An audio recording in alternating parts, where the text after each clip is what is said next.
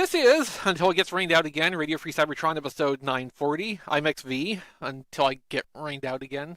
If you've been watching the live stream at tfradio.net/live, or I think that still works. If you've been watching the live stream on the YouTube channel, you've been well aware there has been no small amount of misadventures for me tonight. I'm streaming because Brian is out on a grand adventure of his own to buy soda. That's how I understand it, anyway. He also went to a toy store on the way. I'm sure we'll be regaled with an epic journey of buying things when he's back with us next week, and the show runs much, much more smoothly. We actually have two competing streams going on tonight for RFC, which is probably a first in the podcast's 26-year history. We are the first and oldest toy and action figure podcast on the internet, by the way. We've been going since 1999. Almost continuously. There's some gaps in there, but like we've especially been going continuously since 2009, when infamously JD Church reached out to Brian on Facebook one day and said, "Hey, bring RFC back. I want to be on a podcast," or words to that effect. And it's been downhill ever since. Let's be honest. Thanks a lot, JD. You didn't even stick around to see this through. Like we lost JD in 2014. We're actually a week or so off from our JD Church Memorial episode. Come to think of it, which RFC came back in late June of 2009, and we usually take that time to memorialize JD for what he did to us. I'm not actually trying to do that tonight, but when Brian's back next week, I figure we'll probably take a few minutes out and just remember JD officially, as we do at least once every year. Personally, I remember JD almost every day. Like, there is hardly a day that goes by that, like, in some way or another, he does not come to mind. Like, JD was just a big impact on my life for the short time that he was part of it, and I miss him all the time. Anyway, in happier news, we have Don with us this week. Yay! John DeLuna is here. Yo. Rob Clay. Hello. Matt, aka Melvar. Greetings. And my competitor in streaming, Diecast. Yeah, and as I said in a conversation today, get your Monster, get your Red Bull, get your bowl of coffee. It's a Chris show tonight. It's an Exvee show. Yeah. People like Exvee episodes, but Exvee episodes do tend to run long. I don't have too much fear of that tonight, besides that we're starting about 15 minutes late because, again, weather problems. I love my satellite internet. I don't love who I have to thank for it, but I love my satellite internet. But when it's heavy rain, you just have to kind of accept that you're going to go without internet for, a little bit of time. Yeah, unfortunately, No, go ahead, Don. Unfortunately, my idea of using tinfoil to help boost the signal does not work like it did on my UHF antenna. I thought the technologies were compatible, but even tinfoil can only do so much, I guess. I mean, RFC has come such a long way from its beginnings, where literally a blade of grass on an electric fence down the road from Brian's house was enough to keep the show off the internet for weeks at a time. I still don't understand how the physics of that would work. I don't understand it either. On my old internet too, especially on Superhero Time, we had the joke that the cow fell over down the street from me, and that's why I would have connection problems on Superhero Time. It was just the residential DSL internet connection at the time, which was total garbo, but it was better than the dial-up internet I had before that. So, it's a constant evolution. I'm assured that the local electric utility is going to get fiber optic internet service out here sometime in the next 2 to 3 years. Honest, we mean it this time. It's not like they haven't been saying that since 2018. Yeah, when will then be now? Soon. Apparently not. Anyway. So I do want to start the show this week with one piece of really happy news. Gary Chalk has posted an update in a quick YouTube video. His health has gotten to a much improved state. He was diagnosed last year with Hodgkin's lymphoma, stage 4 Hodgkin's lymphoma. He's undergone a long course of treatment for that, but his outlook is really good right now. He's going in for another examination in July, where they are hopeful that that will be the official declaration that he is in full remission. So we're super happy for Gary. Gary's been great presence in his interactions with the fandom over the years. Of course, his performances in various Transformers cartoons. Everybody's loved that. Don, in particular, is fond of him as a particular Russian colonel in Stargate SG-1. Yeah, he just I don't know. I just love him in that role. It's just a weird thing that resonates happily with me. I love him as the police chief in Freddy vs. Jason. And we did an interview with him many years ago. We did. That was a lot of fun. It was. And I got He to was share great. a bus to the airport with him after a BotCon. Oh, cool. Nice. Yeah, so we're super happy to hear that. I know we were all worried about his health when the announcement of his condition was made several months ago, and yeah, this is pretty much the best news that we could hope for from this. Yes, it's nice to hear some good news on this subject. Yeah. Yeah, genuinely. Yeah, I do wish we could hear something about Peter. It's been a while since we've heard anything, so Don, we're focusing on good stuff. I know. right I'm just now. saying. I mean, that just wouldn't be nice to hear. Yeah, I mean, I don't think we know like anything specific that there's anything wrong with Peter Right. Cullen's health. Peter Cullen, is advanced in years. He's been, working for a great long time in, voice performances and various things like that. He may just be at a point where like he's, past where he can be out and about the same way he used to be doing, the convention circuits and stuff. So Yeah. it's not necessarily indicative of anything specifically bad. Right. Just, you get to a point sometime in your life when things Those just slow down. convention experiences can be taxing on Yeah. anyone. Even on, Yeah. even on the young. Those convention experiences, if you're young, will make you old really quick. Yeah, but like you said, super happy. with Yeah. the news Yes. for Yes. Gary. Yeah. Yes. So He's happy. just a great guy, and if anyone deserves good news, it's him. I mean, and let's be honest. Even if you're not a fan of Beast Wars, Beast Wars helped save the franchise. I don't think that's something that you could doubt, and It was a everyone helped Band-Aid. out. But Gary really helped be part of that as well. So even if you don't like Beast Wars, the contribution to the fandom is undeniable. So this is just good news all the way around. Beast Wars has definitely kept the brand alive for many years more than it would have had if they had tried to keep like the G2 track going for any longer. Yeah, it's Like it losing- really took Kenner bringing like a fresh idea, some fresh vision into the brand to revitalize it and get it through to that next step of things, which was basically RID A Hail Mary. 2001 and Armada, which like reinvented what the brand was at that point. Yeah, Beast Wars was a Hail Mary, if Yeah. we're just being honest about it. Yeah. No, I mean, it totally was. Like, the whole reason they would have handed that off to their newly acquired Kenner division was like, okay, this brand is not doing well. We have other things we want to focus on. If you can do something with it, great. If not, just, gracefully exit it. And Kenner hit it out of the park, and we're kind of going off on a tangent, but again, Exvee episode. So, that was the good news. This is the bad news. Hasbro has announced another round of layoffs. They've I found that this morning at like yeah. 5 o'clock in the morning when Hank got me up, and I was like, "I'll just stay up a few minutes and see what's on." Say, "Oh, really?" Yeah. So according to USA Today, the job cut amounts to around 150 employees. Hasbro is calling that 3% of their global workforce.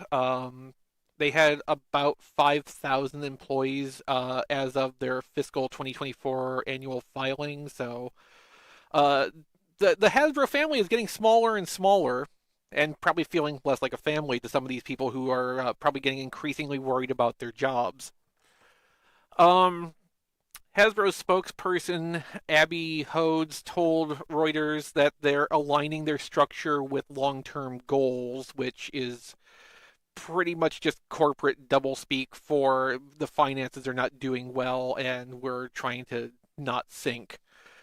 Well, also it could be that they're saying which we all know we want to be an IP company. And if you're an IP company, you may not need as many people. Yeah, that's an unfortunate truth as well. I mean, one reason they'd be transitioning into being an IP company is just because like the economics of doing everything directly themselves has not been great for them for X amount of time already. And like Aaron Archer saw the writing on the wall years and years ago. The industry of plastic toys shipped across the ocean is its days are numbered. They have been for a really long time, and we're just kind of getting to the point where that number is getting a lot smaller, Yeah. unfortunately. Yeah, it's just the fact that that's why you're seeing so many properties being licensed out, like Power Rangers was licensed to Playmates Slip. They get money from Playmates for the rights, and Playmates takes all the risk. Mm-hmm. And considering them figures, that's a lot of risk.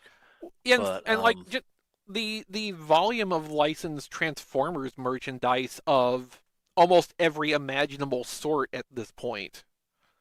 You know, the up to last year, we could say that it's everything short of actual transforming toys, but Mattel got to make a transforming little Hot Wheels sized Optimus Prime toy, so even that is not necessarily completely off the table anymore. for $80. Okay, that's and not it's that's sold not out. the point, Don. I know, but I I'm mean, just I got it saying. as a gift. I didn't pay anything for it. Yeah, Yeah, but I'm saying that's yeah, like no, it was a cool thing. I understand in one sense why it was $80, but that's totally not the point. Like right. Hasbro was willing to let arguably their biggest competitor in the toy space make a transforming Transformer.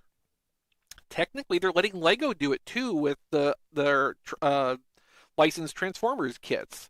So, like, how many years is it going to be before we might see like a goodly portion of a Transformers toy line outsourced to another toy manufacturer actually making Transformers? Please not Playmates.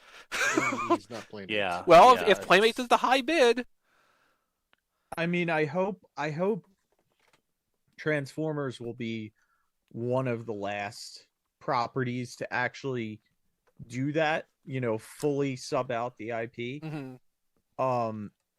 Just because, it's so heavily invested with the Karatomi, and And I think there's what's going to keep Transformers in house for as long as possible because yep. Takara has as much stake in it as Hasbro, and they would have to sign off on something like that, on licensing it Yeah, out fully. Yeah. It's not like G.I. Joe or My Little Pony, where I'm pretty sure Hasbro just outright owns everything. Yeah. Yeah, the situation between Takara and Hasbro with Transformers is a little bit unusual because they do basically co-own it.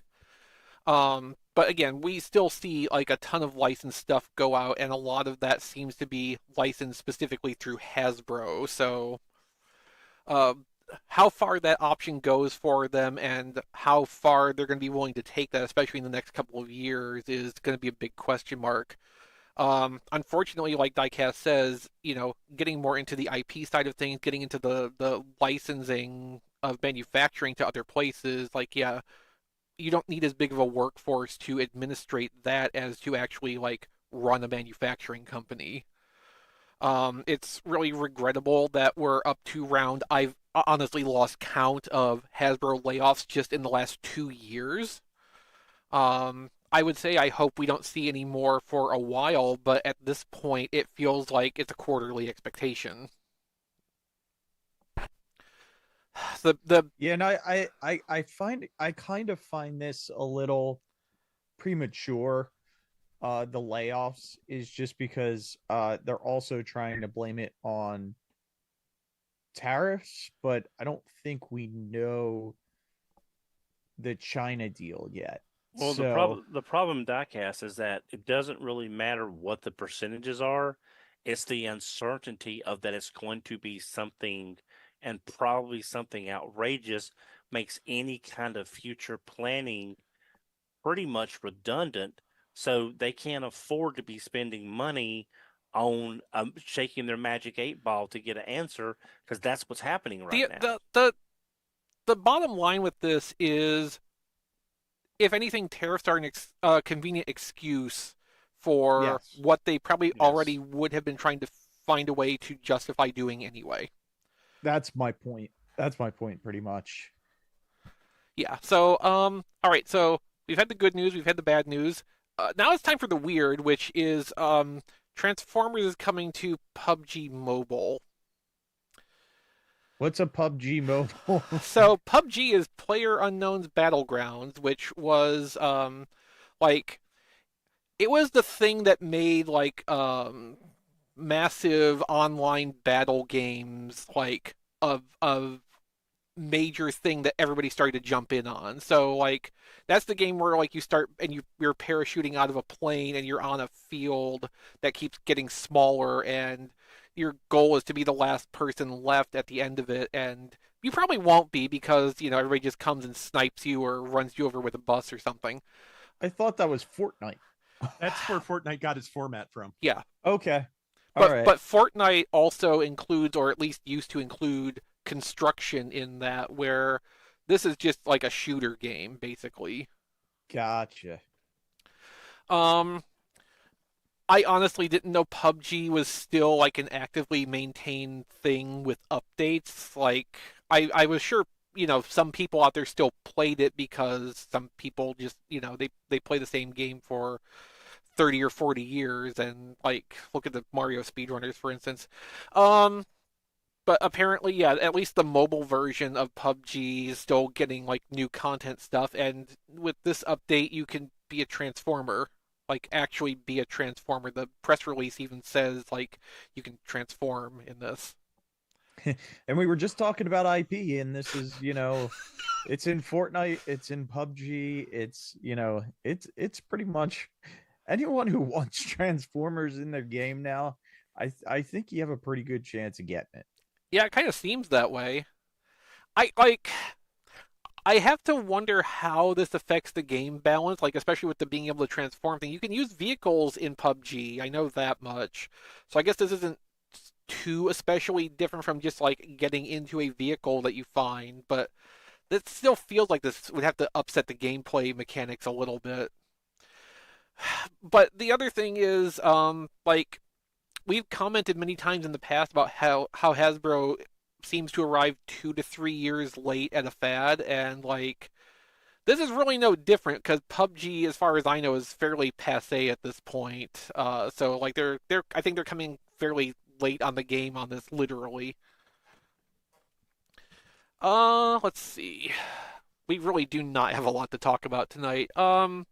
The Infantry Cross Transformers Modular Watch Kickstarter has gone live. We talked about this some in the last couple of weeks.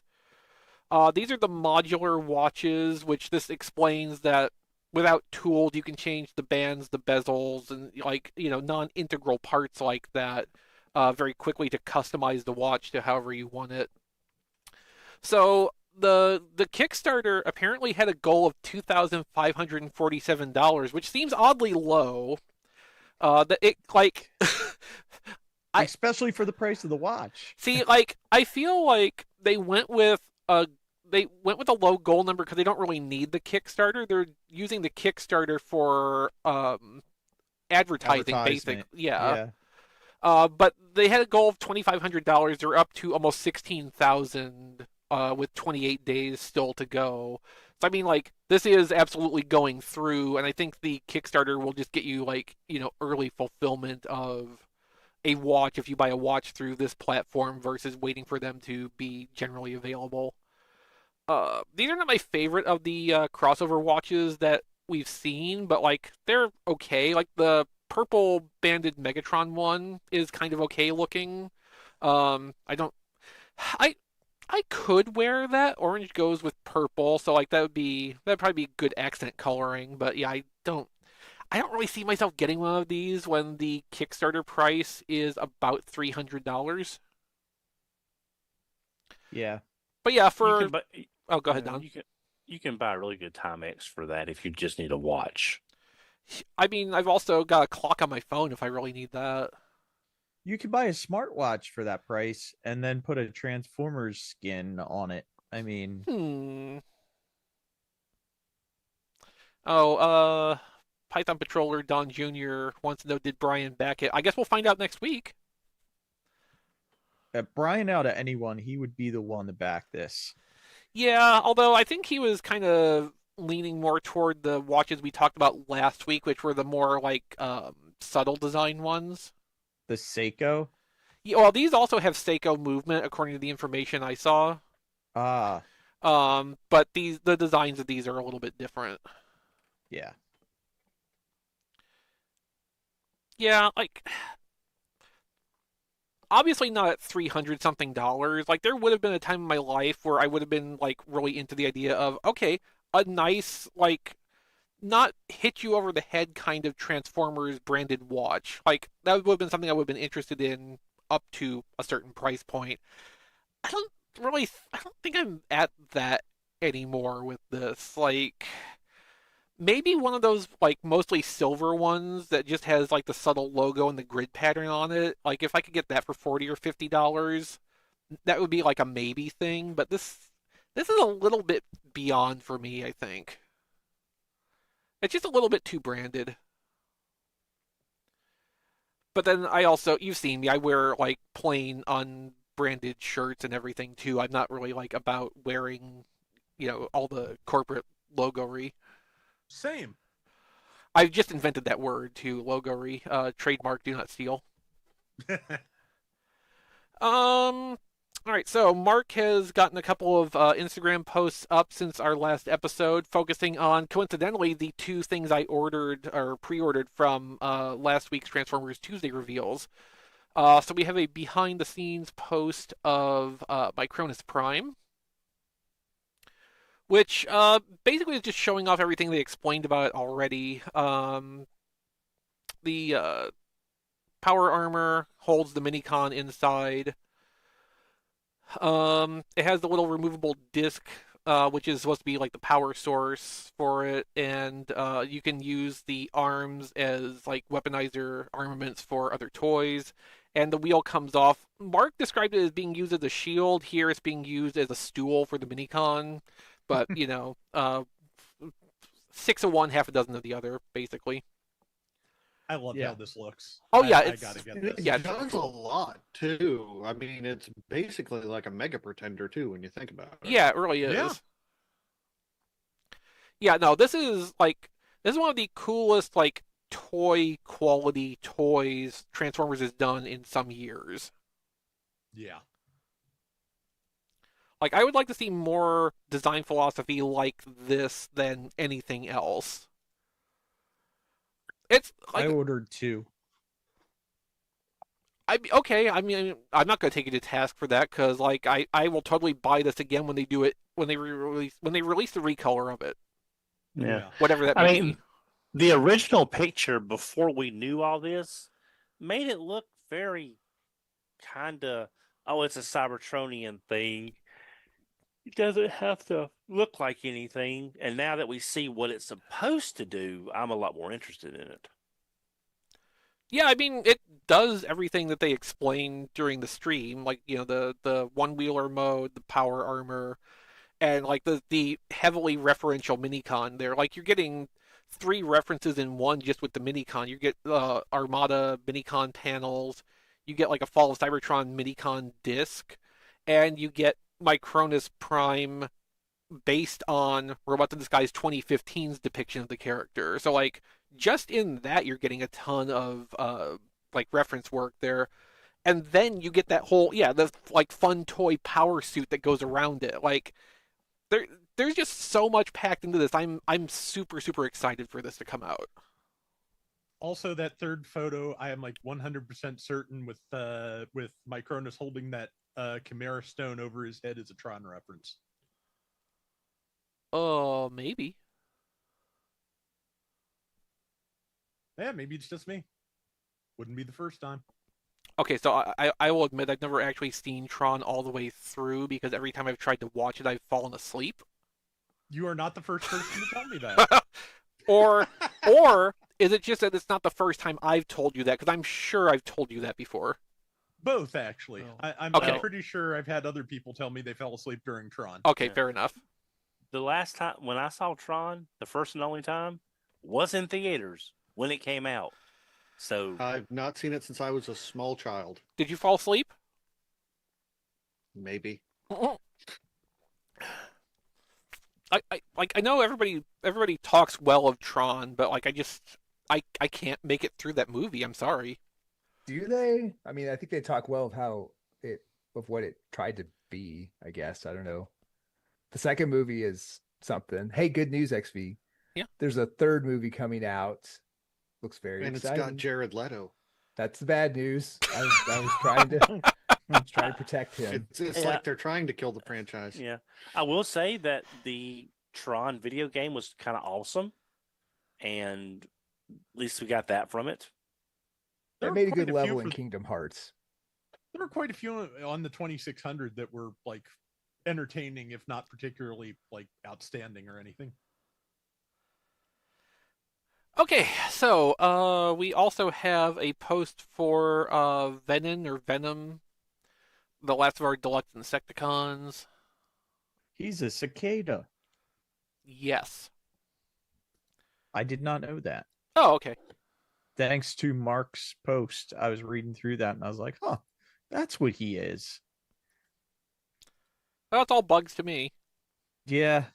I love the colors on it. Yeah. I mean, it's just awesome. Yeah, I mean they really got the colors because I was lucky enough to find the deluxe Insecticons. It took me a while, but I did find them when they came out. But he just looks so good. Those colors pop. It's just, and he again, he's sort of like that sideways. I'm sorry, not sideways. Noise maze of how if you look at him, it's hard to tell that from the original. It's a little easier on this because you can tell the 5mm ports and stuff. Okay, so that But I'm just actually saying- is sideways.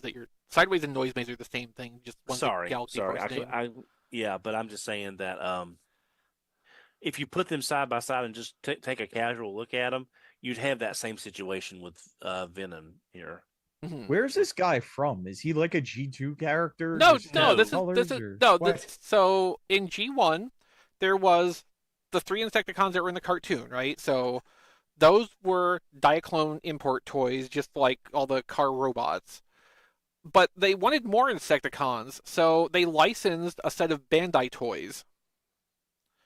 I It was think- Takatoku, I think, when they did it. and Okay, Bandai Bandai bought it. acquired them later, Yeah. as was the fashion of the time.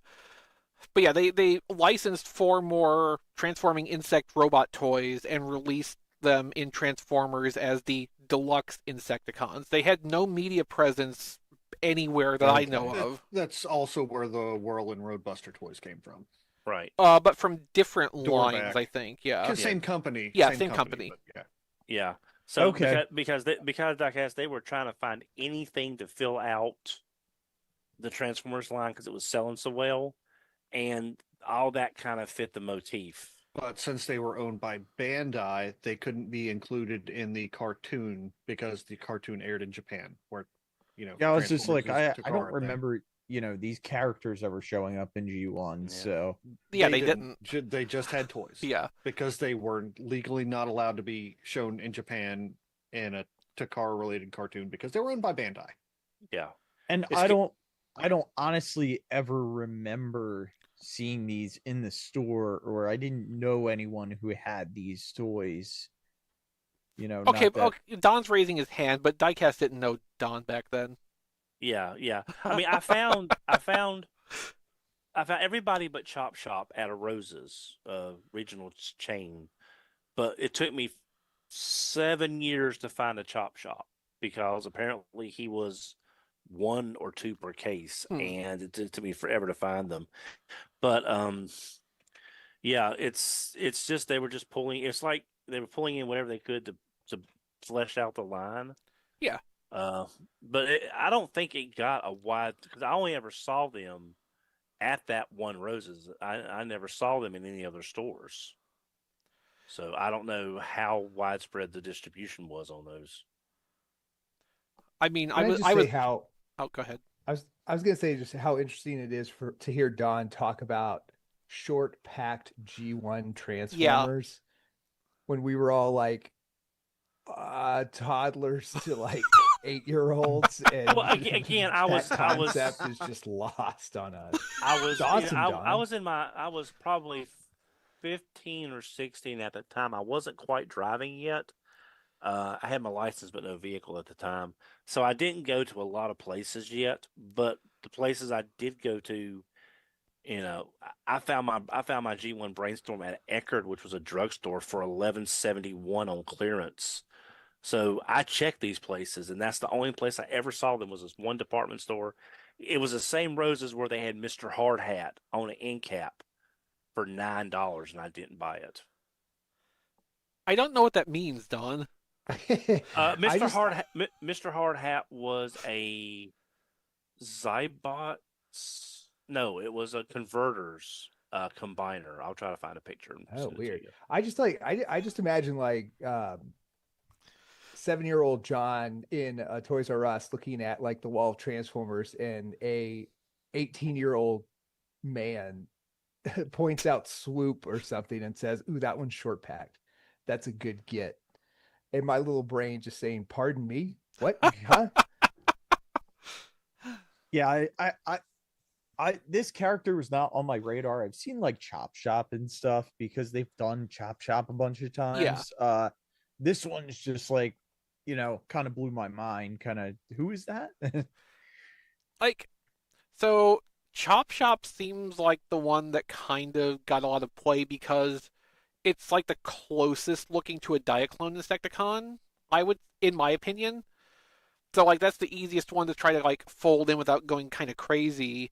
Everyone you go to after that gets a little bit farther away until you get to Venom, who does not like the original Venom toy. No, not even a close resemblance to any of the Yeah. others. It barely it doesn't even really fit in with Transformers in general. Like the design aesthetic is so different on the original toy from what Transformers were in 1985. He's even got like telescoping arms and all kinds of stuff. yeah, even Whirl and Roadbuster more or less fit in. Like they were different, obviously, but they still like kind of fit what Transformers mostly was at that time. If they had held the deluxe Insecticons to 86 or 87 when they started folding in like new design toys, all of which kind of had moved away from what the Diaclone design aesthetic was, they probably would have actually incorporated a little bit more smoothly. But, 85 was the year they wanted to have as much stuff out at one time as possible because this was the it thing. Like, even USA Network's Dynaman made reference to the Transformers as being like one of the big fads of the mid 80s. Like it was that much that, this weird niche thing off on the side even knew and acknowledged that. So, it was the thing.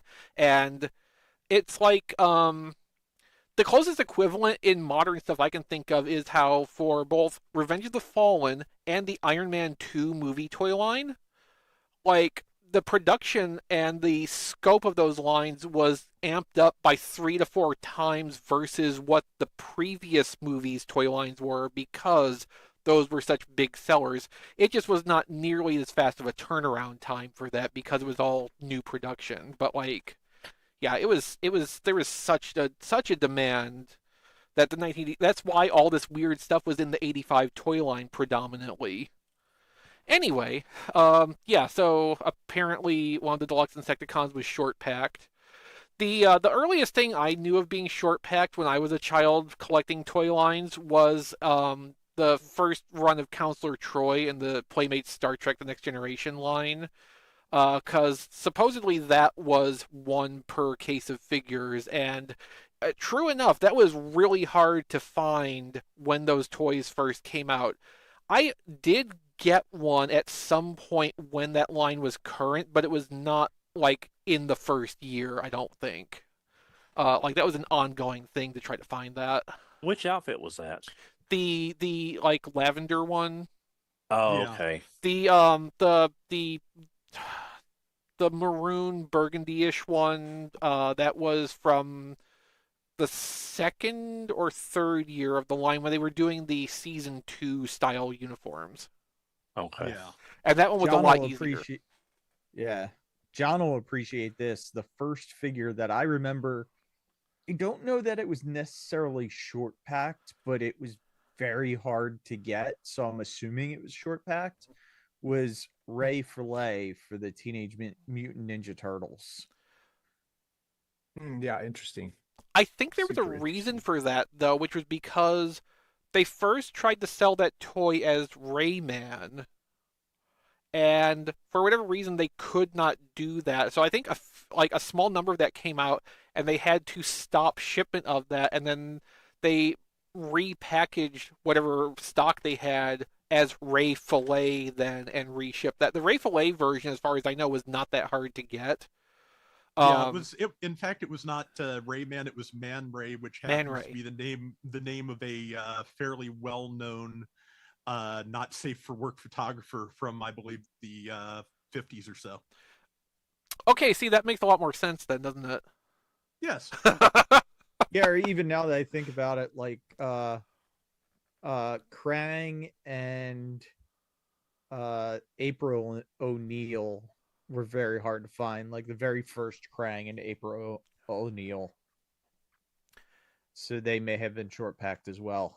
Yeah, I do remember April being a little bit harder to find, because that was one of the last figures I got from the first assortment's worth of the Ninja Turtles line. I never found her until the recolor with the orange boots, which was, I think, a good couple of years later. Yeah, no, I definitely had a first version. I do remember that reissue you're talking about, though. And I think they also used that same mold as the pack-in figure with the news van in a green jumpsuit. But that also was some years later. Allegedly, this is a Transformers podcast. I don't know what's going on here. I But... don't believe that anymore. Exvee episode. Um, We're giving our Patreons their money's worth. If not in quality, we'll do it in quantity. I mean, all this is going out in the public episode. Like, there's been nothing so far that's had to be Patreon exclusive. Although, Don, if you want to like go off on a bender right now, we can make something happen here. My name is Bender. Please insert girder. Oh boy. Excellent. You asked for a bender. That's the best I could do on short notice. Oh. So, we have in-hand pictures of this, but also, did anybody happen to just go ahead and get the Studio Series Perceptor and Cassettes pack? It's on order. I Okay. got it. It's on order, but hasn't been fulfilled yet by either Target or Pulse. Okay. So we have pictures of this 2-pack. So I didn't realize this at the Three-pack. multi-pack. So I didn't realize this at the time, but Perceptor has been kind of heavily retooled. Yeah. Yeah. So on my stream, I'm showing the one picture here of the robot mode of the new one and the original Studio Series 86 release. The torso basically has been completely remade. Yeah, I wasn't expecting that. No, me either. It's crazy how much they redid on this. Apparently the tank mode doesn't work anymore because of it. That's a shame. Does anyone really use the tank mode?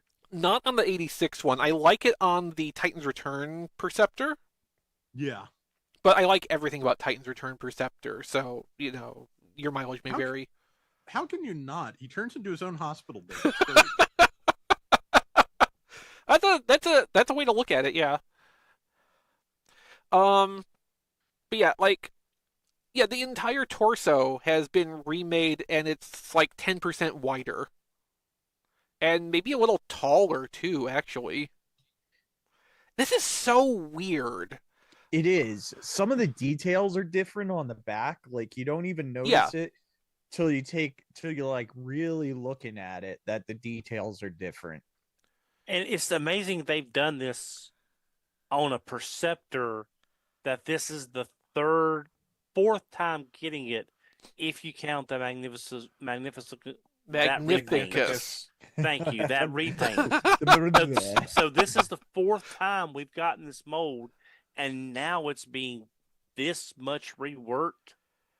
So Target, how much money is Target giving them for that? So my guess here, like, the Rat Bat has a new accessory piece, to do the rocket boosters thing, right? So like, we know that's on red plastic. We've been able to tell that from the pictures where the unpainted parts are red plastic, and the ram horn may have like similar add-on pieces. So my guess here is that in the process of doing that, that stuff was lumped into the updates they wanted to do to the torso piece. So all of that is just one new tooling together. So it all kind of just it. Probably we're not going to see any of these changes on any subsequent release of Studio Series 86 Perceptor because a bunch of it is tied into the stuff that this multi-pack includes. So probably the already existing Studio Series 86 Perceptor is still going to be a thing for any individual releases. And did we have already a re-release of this, or are we getting another one upcoming? Like, I can't even remember anymore. There's so much back and forth with the mold repeats in Studio Series 86. Perceptor was a part of the 2-packs we got for Christmas last year or the year before. Yeah. Yeah. I think a package refresh of Perceptor is also on the books for Studio Series possibly upcoming. Yeah. That's going to be interesting. I thought that might have been this one. Yeah. It's been a while. It's been a while, yeah. Together. I will say one thing though. Ram horn looks a lot better than Steeljaw. Because that Steeljaw is not the best. And Ram horn looks like he's actually serviceable. Yeah. Decent. Well, that's because he has an extra piece too to clip onto it. Yeah. So right. But I'm just saying, as far as just because Steeljaw just looks like they really phoned it in on that figure. I mean, I guess we're lucky we even got it with core class going out the window, but they really phoned it in on because we've seen what core class can do, and that ain't it. But at least this ram horn looks like it's a bit more solid. Yeah. I mean, yeah. There's some more substance to it. It does have a big clip-on piece that fills in a lot of that mass, but like even just the base component here seems to be more of a substantial thing than Steeljaw was for its equivalent portions. But there's no Steeljaw. Yeah, but we don't have the second speaker for Blaster now. Nope, so it's never like, will. Where is that going to come from? Unless they do another Centurion drone, buy another Steeljaw, or they rerun Steeljaw. Yeah, but unless they do like a Centurion drone where they give you all that extra stuff from all the stuff that came out before. So, I will note, like, the one crime that they've done with this Perceptor was to make the scope completely opaque plastic. Now, the scope on Studio Series 86 Perceptor never worked, but it had the clear element, so, like, you could see light shine through from one side to the other. This is just opaque, and they don't even, like, try to paint on blue to, like, simulate a lens being in there. It's just solid. I passed on pre-ordering this, like, as I got to thinking about it, because I think for a ram horn, I want the Titan's Return one that turns into the little missile pod. Like, I think that's the best expression of ram horn I can have in this, vague scale, and, like, I so don't need that Perceptor mold again. I don't even like the ones I have. I just want Titan's Return. I'm never going to let that Titan's Return mold go, nor the fact that we never got it in black as Magnificus with Ganymede, which would have been like the most proper thing to do with what they had available, and Takara never did it. I'm never going to get over that. All right, so at this point, let's move on to what we got this week. This, of course, is the on-topic part of what we got, which goes out to everyone. And for this, we will start with Don. Thank you. A couple of things I picked up before I get into my main things. They were on sale at Amazon, and I didn't have them. These better be Transformers, Don. Okay, good. I am. I got Shrapnel and Kickback. They were like 18 and $20 a piece. However, when I was opening it up, I misjudged the distance and I scissored the box a tiny bit. So, kind of mad at myself for that because I'm keeping them in the box because, it's the movie packaging. There's that. I also got from Target, came in the Transformers Volume 1 Compendium. Mhm. And my reason I got this is my comics are scattered. A lot of them are not in the best of shape because I have read them a lot. But this paper, I'm not sure what this paper is, but I love the feel of it. It feels almost like it's cloth, kind of. It's a very unique texture. But the one thing I wanted to get for was Headmasters 1 through 4. I wanted to have that. My copies again are not in the best of shape. This goes up to 46, and unlike the previous issues, it actually has Spider-Man. I think John mentioned this last week or week before last. It does have the Spider-Man. It does have the Circuit Breaker. It's the way it's supposed to be. It's the way I read it when it came out all those years And ago. what I appreciate about it is it's in reading order. So like they dropped the the four issues of the Headmasters like in the middle where it's supposed to go before it picks up in the regular Exactly, series yeah, run. because it's like Oh, the nice. the last issue is like next issue Headmasters on Earth, then you get Headmasters 1 through 4. And then later on they put in Man of Iron where it's supposed to hit. So that was really great. On topic, some of the things I got, I'm gonna talk about This two is sets of all supposed to figures. have been on topic, Don. Yeah, well, I mean, also on topic. I got Blue. I got what's his name? Sorry. The Sonic crossover. Yeah, Blue Booster and Wingtail, or Sonic and Tails. Um, they're interesting. There's a lot of unique engineering in here that you would not expect with the way they look. It's sort of like, again, I'm gonna have to show this to, but Sonic's arms do like a reverse wheeljack.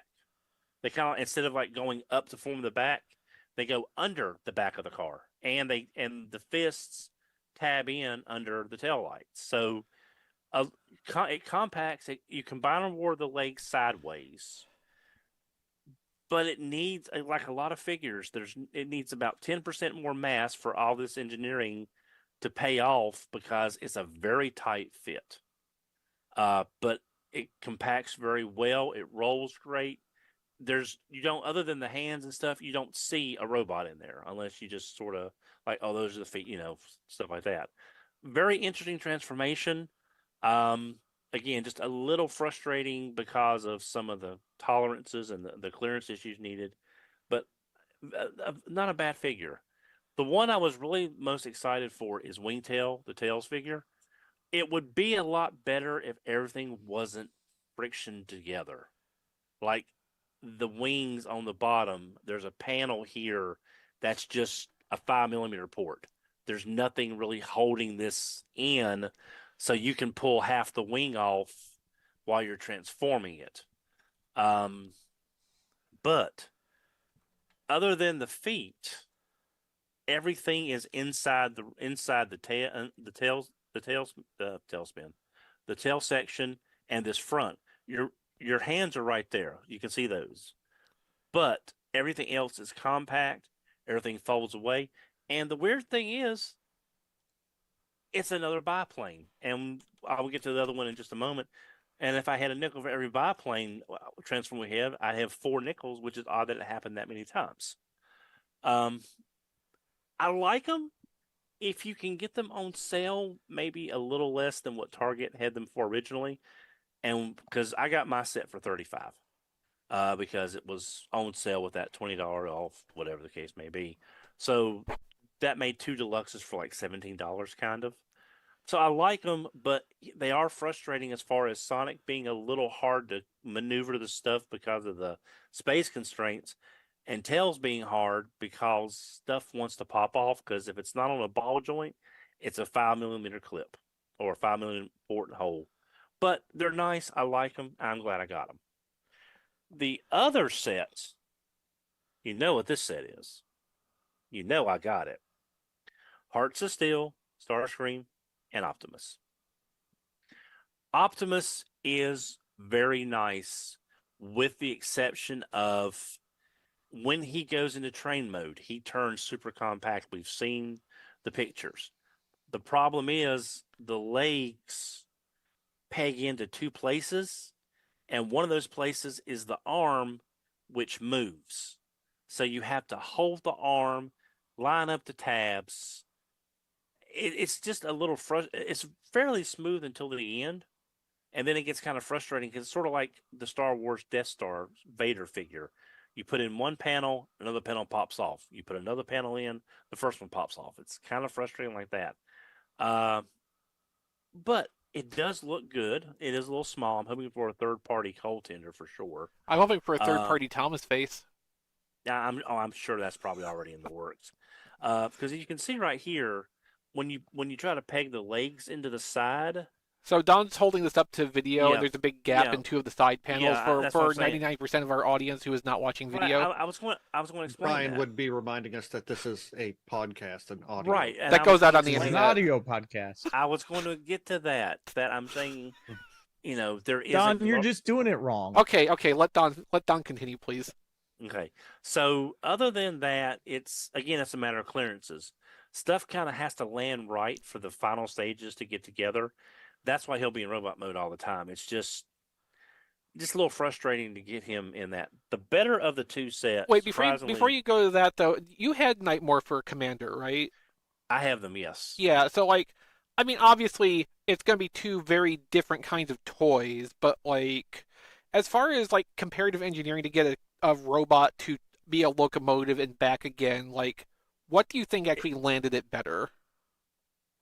The Night Morpher, because even though with the QC issues that it had, you had the mass for stuff to as you're moving the individual components to tab in, Mm-hmm. so you don't have to rely on the final steps to tab everything together. Right. Because it was already tabbed in, and you just sandwich the legs up into locomotive mode, but you only had a couple of tabs to do. You weren't trying to hold the arms and hold the top and everything else. Okay. So yeah. Starscream, I think, is the better of the two. Just a silly looking steampunk biplane, but it compresses very tightly. The downside is on the backside, his hands are kind of visible right there. There's nothing, they don't fold, they can't do anything like that. I wish his fist folded like the Sonic fist did and at least tuck up under the wing. I'm sure there may be a third party that'll have a clip like what the Galvatron ones that they came out with that goes in Galvatron's fists that you swivel around in cannon mode to kind of hide them better.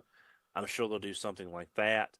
Transformation is very easy. Not the only thing is you actually have to leave the Gatling gun null rays on, because once all this stuff sandwiches together, because the legs fold up, the wings fold down, and then they tab together with the strut. The problem is if you don't have the guns on, you can't get in there to put them on once everything is sandwiched together. So it's weird that you have to leave the weapons on a figure, but it makes it a lot easier when you transform it. The head is covered by the crotch plate. Again, you see where everything is at, but it pulls it off. I think this pulls it off a little bit better than the Mastermind Creations version, because it doesn't stab you whenever you try picking it up. I have a Nightmare for Annihilator. I never got the stickers from MMC because the first and most prevalent thing I heard about that mold was how nightmarish it was to transform, and that was something that kind of carried through the whole of their Hearts of Steel inspired stuff after Night Morpher. Right. From what I haven't touched them in years, because again, they're very pointy and they're very sharp. I don't remember them being extremely hard. It was hard to find a place to hold them to manipulate everything without those wingtips drawing blood. That's what I remember more than anything else, is just trying to find a way to hold it to transform it without winding up, okay, I need another Band-Aid. sometimes you just like look back on stuff like this and it becomes clear like normal toys that sell at US retail have to adhere to safety standards and such so that kids don't injure themselves. It feels sometimes like these third-party toys just like so overcorrected in the opposite direction and they designed the stuff intentionally to injure you just because they could. Right. Now, I don't know how we're going to get Skywarp and Thundercracker. I'm guessing a select style 2-pack. If they redo a Nemesis Optimus with this mold and do another Seeker, unless they do a shattered glass of this Optimus, I don't know where they're getting the third Seeker from. Right. It seems like to me doing a 2-pack of these Seekers as a Pulse exclusive or as a Selects would be the best way to get them out. But this could be like reactivate. What we got is what we got. Mm-hmm. So there's that. But that is everything I have on topic this week, counting birthday gifts. Okay, cool.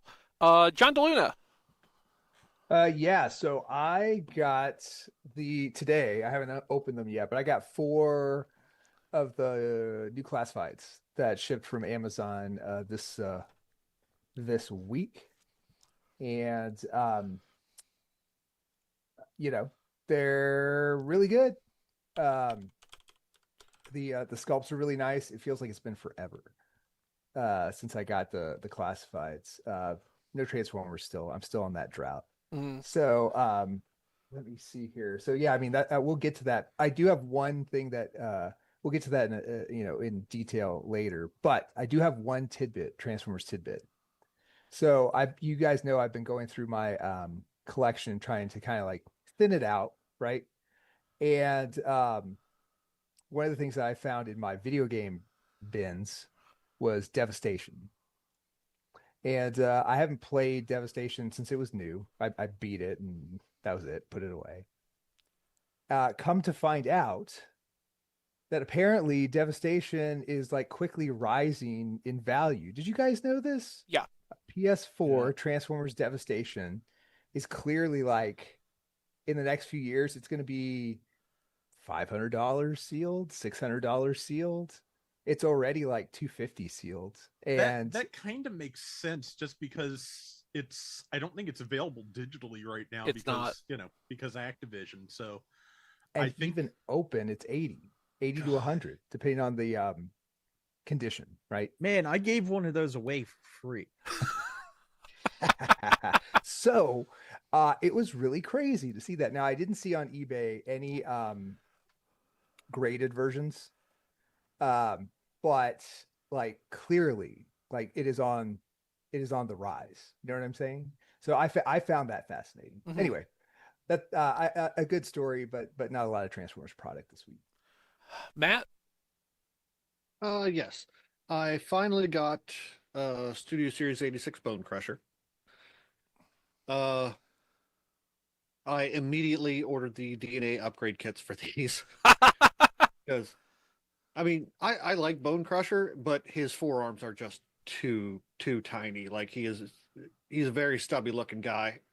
Like those forearms are getting replaced with the extendable hands. Other than that, yeah, I like him. Looks good standing next to Scrapper. Because I needed to ship my pile of loot from Big Bad Toy Store and he was on sale, I got the Generation 1 Deluxe Optimus Prime. Oh. I actually really like this a lot more than I thought I was going to. It's just a fun little toy. He is tiny, but I think it was one of you guys who mentioned it whenever this came out that it fits really well, like it scales really well with the Earthrise Optimus Prime trailer, and it does. And that makes me love it even more because now I have a use for that trailer. Hey, Matt, on that DNA kit, I saw that myself and I was thinking about it. But do you think they're going to they're going to be releasing 2 more kits, I'm sure. Do you think they're going to do all 3 kits as one after everything's done? That's one reason I didn't pre-order it. I honestly don't know. Like because that would be a really expensive set to put all 3 things together. So I imagine they'll keep them separate. I'm not saying they won't do a 4th one for like Devastator specific upgrades. Yeah, But- probably so. Yeah. Yeah, That- I that's wouldn't not- count on it, Don, because last time they look at Scorponok, they released 3 different kits for it. Hmm. Yeah. Black Zarek, they did one kit of all those pieces, but they never did that for Scorponok. So, and now they're re-releasing those again because the price went super stupid Yeah. crazy on those. So And now they're also- re-releasing them. Yeah, and Scorponok was getting a reissue. Yeah, that too. Yeah. So Okay. All right. Maybe I better pre-order that So- kit then. Yeah. The last thing I got on topic was the Doctor Wu set of Decibel. So Noise the Allosaurus and Graffy the Pteranodon. I love them individually. They are great. I love my little monster cassette bots. The combined mode sadly just fails on every level. Like it would actually be nice if it would stay together, but it's got 2 points of contact and it is the armpits Hmm. of Decibel. They are incredibly tiny little pegs, and it's just the plastic that these things are made of. It will not hold together. So if you, by some chance, manage to get it to stay, you cannot attempt to move the arms or it immediately unpegs and falls apart. It is disappointing to say the least, but individually, I love them. So that is probably how they're going to stay. Maybe I'll get a second one somewhere and glue it together into Decibel. I don't know, but that would be the only way that would work. Really hoping that they do a leg out too and like put a little more, like 1 or 2 more points of stronger connection into the combined mode. But yeah, as individual cassettes, absolutely great. Love them. Glad to have them. And that's it for On Topic. Manny Kara says you gotta tilt the combined robot head forward to keep it together. Tried that. Yeah, so the thing with these is that the pieces that do the connection are themselves on ball joints, and the ball joints have widely variable tolerances from one unit to the next. Matt got a very bad draw on that. I've got one where one side pegs in just fine and the other one comes apart really easily. And I've heard some reports of ones that are actually like strong on both sides. It's just a matter of how solid those ball joints are to hold those pieces in place correctly. So, yeah, like it absolutely needs more points of contact. The combining function should not be reliant on ball joints to work a specific way at a specific tightness. But like there are better copies out there, and it's a wild crapshoot if you'll get one that actually doesn't need to be glued. And there is enough of noise that essentially forms a backpack that there's plenty of room. There could have been more points of connection on this. Yeah, absolutely. Like there's even a couple of easy points like around the flanks, I think, if I remember right, where they could have had it pegged together a little bit more. Like it doesn't need all that much. It just needs a little something to stabilize what they're already doing with it. Yes. Don's expressing concern in our Discord, tfradio.net/discord, that the DNA Bone Crusher upgrade requires removing a pin. That's true, but if the main thing you want to do is to fix the arms, like that's just They're popping on ball joints. That's Yeah. just popping ball joints off. Yeah. Okay. So I Yeah, you because I got do like. That's just if you want the waist articulation. yeah. Yeah, That's the only time you need the pin. Yeah, okay, all right. Because I just sort of hate not using the whole kit, but I mean he needs a little TLC. Yeah, I would say so. All right, Matt, did you have anything else? Nope. Okay, Diecast. all right. As Don was talking, I also got the Hearts of Steel kit. Optimus is super frustrating, like Don said, to transform. I did get him transformed properly. And I'm leaving it this way for a while just so it kind of remembers where it's all supposed to go. It was frustrating. My Starscream, lucky me, I won the QC lottery again. It's missing one of the wings that clips onto the foot, the Oh. foot spikes Mm. or whatever. So I emailed Hasbro, and apparently they take up to 72 hours to get back to you. And I think I emailed them on Sunday, and I'm still waiting for a reply. So I'm hoping I get another Starscream because I really like this Starscream. It's really good. I don't even mind the hands out the back that much, just because the front looks so good. And it's not like a car to where, this is such an abnormal vehicle. It doesn't bother me as much as if it was trying to be a car, and I could see, fists out of the back of the car. That would be more atrocious to me. And for some reason, they actually gave it rolling wheels because, every aircraft needs rolling wheels. Well, Well, he So- has to well, That's land. called landing gear, Diecast. yeah, I was gonna say Yeah. unless it's a helicopter. Yeah, but a lot of the times they don't even give they don't give rolling wheels to Yeah, stuff. no, So there's extra things that they did that I really appreciate on these. I think the set came out great. I'm excited for the Megatron. Who comes with Megatron? Bumblebee. Is it another Bumblebee train? Yep. No, it's if you look at the third party Bumblebee that they did a couple years ago from New Age or Mech. No, I think Mech. Well, okay, I think they might have both done it, Mech Fan Toys and New Age. Yeah, it's that short little, like a little yard locomotive or something that was supposed to be pulling them just in the yard or something. Yeah, and I went to Ollie's today, and Ollie's had 86 Brawn because no one wants him. How much was that? So, That, is, $12.99. Oh, nice. that Nice. toy Yeah. is amazing. That's Everybody some- needs one. Up until Gears came out, I think that was everybody's favorite mini bot or favorite in general. And even Still then, pretty close. I still think they're both Yeah, I like think a it's hamster with a lateral. difference. You know what? I apologize. I was thinking of Gears. I like this mold better than Gears. Gears still bothers me because it looks like a lifted truck, and I don't think Gears should be a lifted truck. But the Gear should wheels be a lifted on- truck. He should just have bigger tires. Yeah, that's it. Or Yeah. that, yeah. But the wheels on Brawn are in the right place. I really like Brawn. I take back my statement.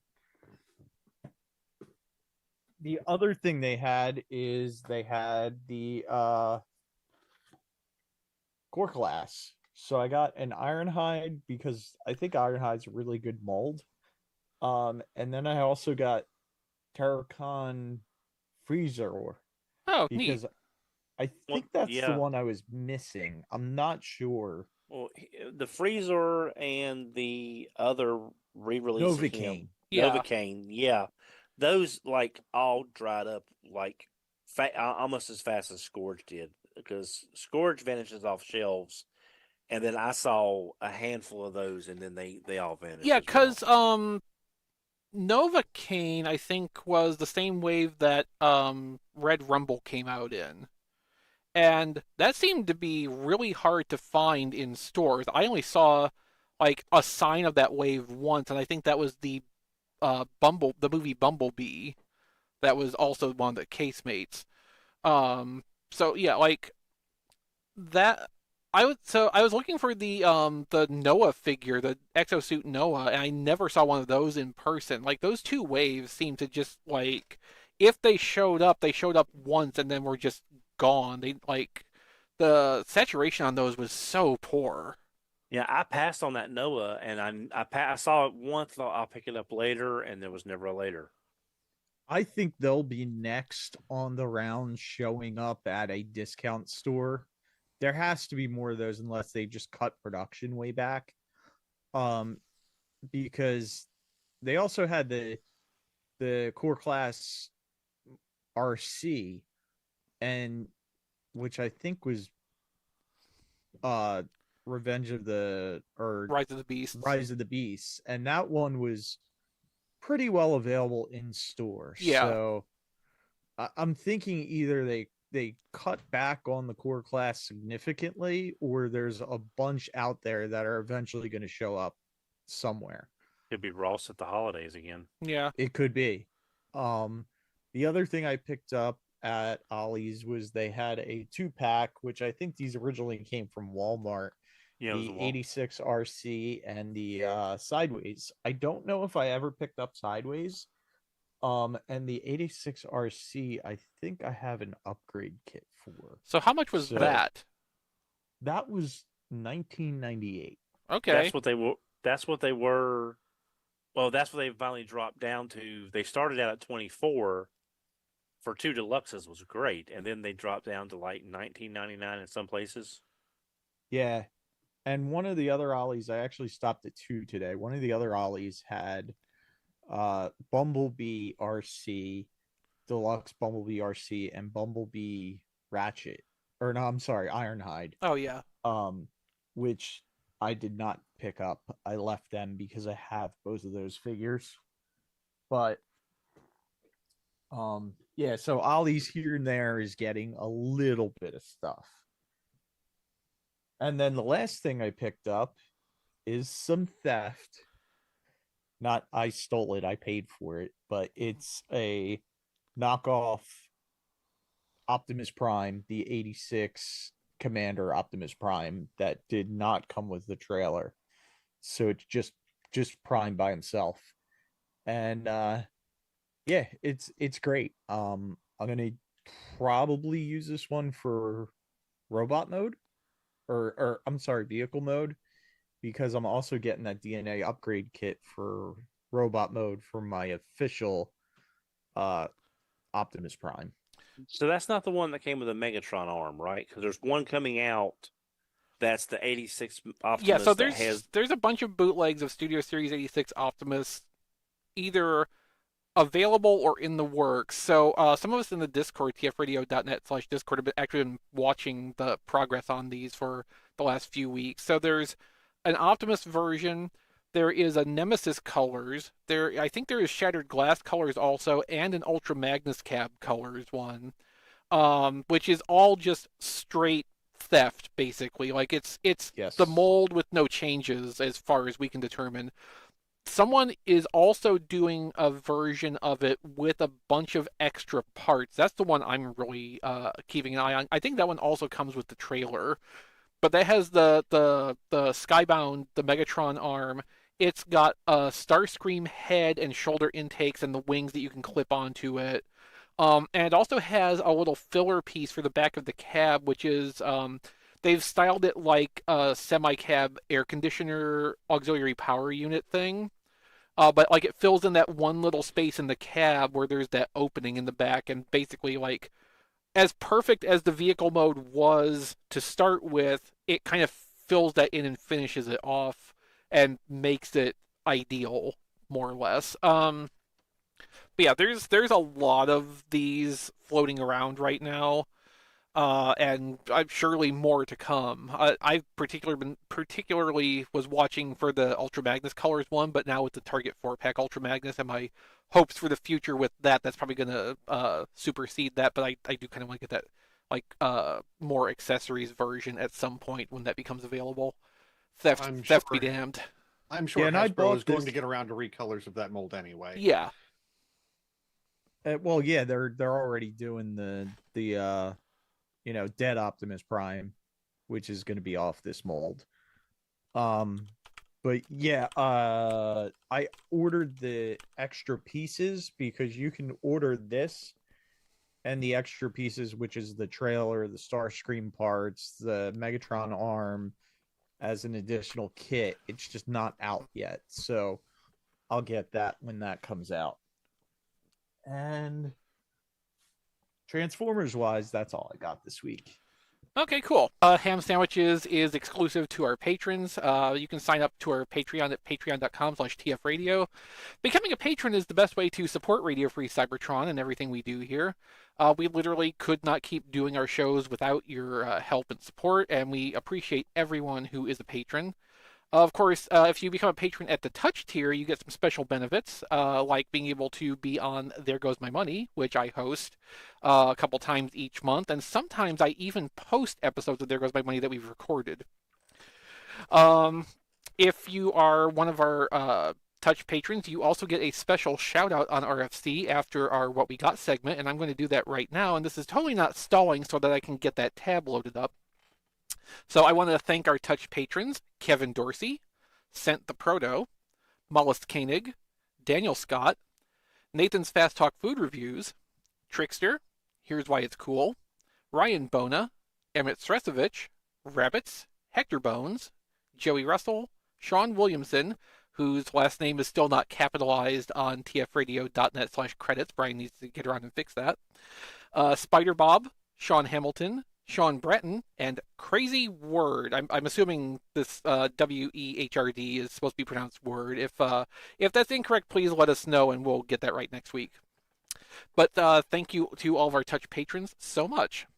So, other benefits to being a patron. Patrons at every tier will get an ad-free version of the podcast on the Patreon feed. The podcast will go to the Patreon feed a day before it goes out to the public feed. Maybe not 24 hours, but it'll be the day before everybody else gets it. The podcast will come to you at a higher bit rate. Again, you get the complete What We Got This Week segment on the show. Usually, there is a weekly exclusive Patreon exclusive pre-show podcast. We did not actually have a pre-show this week because of the weather. And because I was supposed to be streaming this week and there were thunderstorms and I have satellite internet and those things don't mix. So we'll see how long it is before Brian says, hey, Chris, why don't you host and run the show again? Hopefully it'll be a better weather week the next time that happens, and our patrons will indeed get their pre-show podcast. In this case, though, just imagine what the pre-show must have been like with John trying to buy things off of TikTok and me popping in and out every few seconds. It was surely an adventure, and I missed most of it myself, so you're not much worse off than I was. If you're a patron, you get a fancy color on Discord, assuming you have your Patreon and Discord accounts linked, which you really should. Touch patrons are denoted by red username, and other tiers of patrons are purple. And I think that covers all the Patreon benefits because I'm reading off our bullet points in the show notes. That is our cheat sheet, but I also did some of it out of order, so I've kind of hit the bottom here without realizing it. So again, you can be on There Goes My Money, you get There Goes My Money early, all the stuff I already covered. You can find us on your podcast aggregator of choice. You can also find us streaming live every Wednesday on our YouTube channel. Look for Radio Free Cybertron on YouTube. We are on, Kilby's on Blue Sky, and he uses his personal Blue Sky account to publish podcast updates when those happen. So follow Kilby on Blue Sky for that. Because we don't even have our Twitter account anymore because nobody should have a Twitter account anymore. Strong opinions from Exvee tonight. But yeah, all your podcast aggregators. We're on probably other social medias. I don't even know what our social media footprint is anymore because Brian handles all that stuff and I just kind of don't pay attention. But you can also check us out on our Discord server, tfradio.net/discord. We, of course, interact with our Discord audience during the live stream every week, and we've got a great community that's there full-time. I'm in there a lot of the time, and we've got great conversations about all kinds of stuff. We got various channels for different topics, including Transformers-related stuff. We've got a Star Trek channel, which sort of has become the general watching stuff channel. We have a channel that used to be about convention meetups that I then turned into a Blockies channel, and now is turned into just a building models channel. So I'm not really sure how that evolution actually took place or where the next thing is going to go. But if you want to find out what that channel is going to be the next time it gets changed, come and join us on our Discord. It's a great place to be. You can find me on the internet at my website, playwithphotography.com. That's the archive basically of my toy galleries and things I've written about toy photography. I have an Amazon wishlist at tfradio.net/chrislist. if you just generally want to like do some random act of material kindness toward me. Although at this point, I would say instead focus that energy, if you were so inclined, toward either Rob or Don or both who have birthdays coming up, and I'll let them plug their respective wish lists in a moment. And again, otherwise, just come and find me in our Discord because I'm there most of the time. Don, it's your birthday this weekend. How can people do a nice thing for you, and where can they find you on the internet? I can be found on Twitter at HMRC, the number 4 EVR. I can be found on Blue Sky at HMRC, the number 4 EVR.bluesky.social. I do have an Amazon wish list, thanks to Matt apparently letting me know that some of my editing of the wish list did not go through, so I'll need to fix that. But I can be found at, if you would like to get me a gift for my birthday, that would be great. Thank you very much if you want to do that. Or if you want to pick up Hank some treats, at tfradio.net/donlist. Rob, happy birthday coming up. Where's your wish list and other information? Oh, thank you much. I'll start with the wish list. My birthday is on Monday the 23rd. The wish list is at tfradio.net/playlist. It's a little disorganized at this point, but thank you to anybody who looks or sends me anything. I really appreciate it. You can find me on YouTube at Flailthroughs, which is my Gundam Battle Operation 2 channel primarily, though I have done some other stuff on there as well. One day I'll get back to Gundam Seed Battle Destiny. It's a good game. Just so much brain lately. And yeah. Anyway, if you like what I do over there, patreon.com/flailthroughs. And if you want, you can come talk to me on Blue Sky at robflails.bsky.social. So before we move on, Manikara asks, Don, is Velveeta an appropriate birthday gift? Velveeta is always an appropriate gift. You'd never have to offend me by sending me Velveeta. And it comes pre-wrapped. For freshness. Can we really call Velveeta fresh, considering what they've already done to it to get it to be Velveeta in the first place? Okay, yeah, you can. Yeah. Okay, it's your birthday coming up. I'm not going to argue with you about Velveeta this time. But you're on notice, Don. Once it's exposed to air, it is definitely not fresh. Then you need a chisel. So or if you don't wrap it correctly and put it in the refrigerator. Yeah. That's being exposed to air. There is air in the refrigerator, I've been told. Yeah. It's cold air. No, it's frigid air. Oh. Matt wins this one. Other brands of refrigerators do exist. John DeLuna, where do we find you on TikTok? Oh, that John D. Also, that John D everywhere. I think it works on TikTok. That's certainly how I set up my name. So it's still that John D everywhere. Except eBay, where it's Cloudburst. Check it out. Still got always kind of sifting through stuff and trying to upload stuff. This week I uploaded Unite Warriors Superion for like $100. Ooh. Something like that. So, or I forgot what I listed it at, but clearing space for the next version of Superion. Is that still up there? The Unite Warriors thing? Yeah. Yeah, it's up there. I mean, if you see a price, if you want to cut me a deal or something like that to Exvee, of course I can give you the friend price, not the filthy stranger price.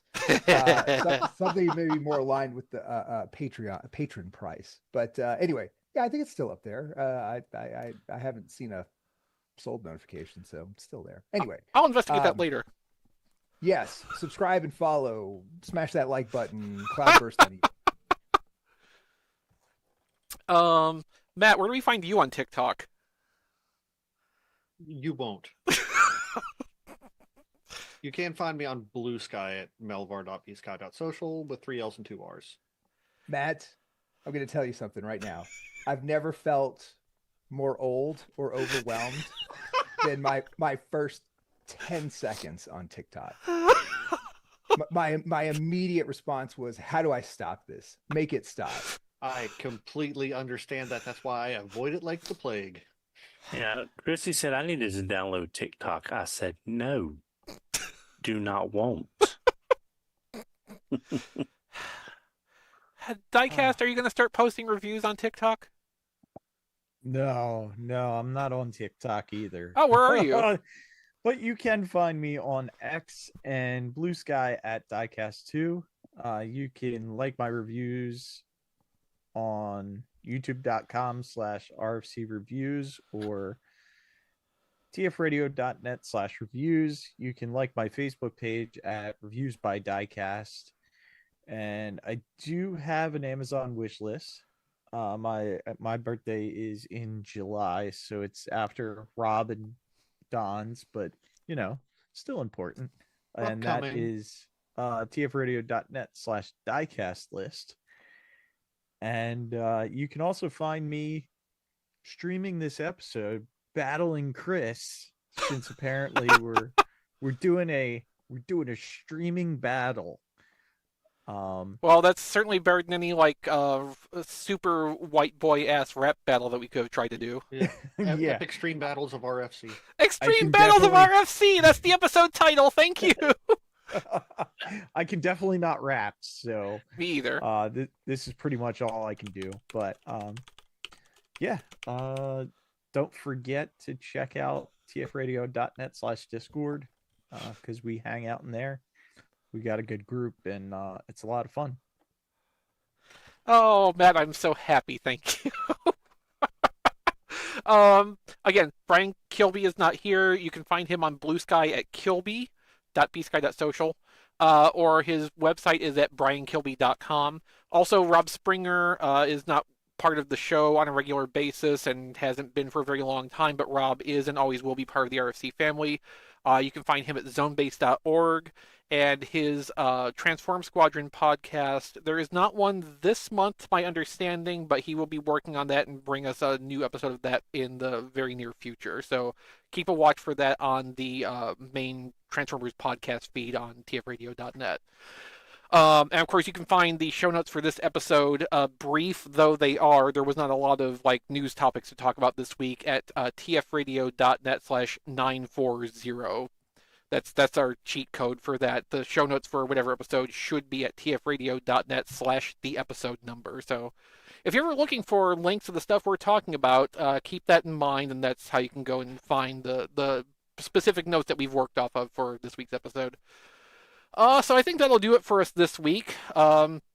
This wouldn't have even been that long of an episode, except that we started kind of late because, again, I kept getting stormed off of the internet. So, Yeah, and Literally. and just so everybody knows, he didn't storm off the internet. Although sometimes I was- want to. Yeah, he was stormed off the internet. There's a distinct difference on that. So thank you all for being with us. I appreciate your patience with us as the technical issues got smoothed out and the weather moved away from me. And we will see you next week for what can only be a more typical episode. Not a normal episode, but a typical episode of RFC, because there are no normal podcast episodes. Good night, everybody. Night all. Right. Take care. Hey, there were 15 people watching Recording my stopped. stream, so Wait, let me pull mine up. Well, so- seven for yours and 15 for mine. so I saw mine as high as 12, but that was 20 minutes ago. I don't know what the peak number was for that. Yeah, this certainly was a different RFC streaming experience this week. This is one that won't soon be forgotten, much as I might wish it would be. Well, that was fun. Yeah, that was fun. All right, guys. I need to go do dad stuff. Yeah, I'll talk to you I'm guys gonna go ahead and end stream and probably head off myself because I actually have to edit the show this week too. So I've gotta let Zoom shut down and process the file so I can actually work on it. So, Oh, fun. yep, live audience, we will see you next time. Thank you again for being here and for being extremely patient through the hiccups this week. Everybody take care. I'm out too. See you guys. Good night. I'm out as well. Night. Take care, everybody.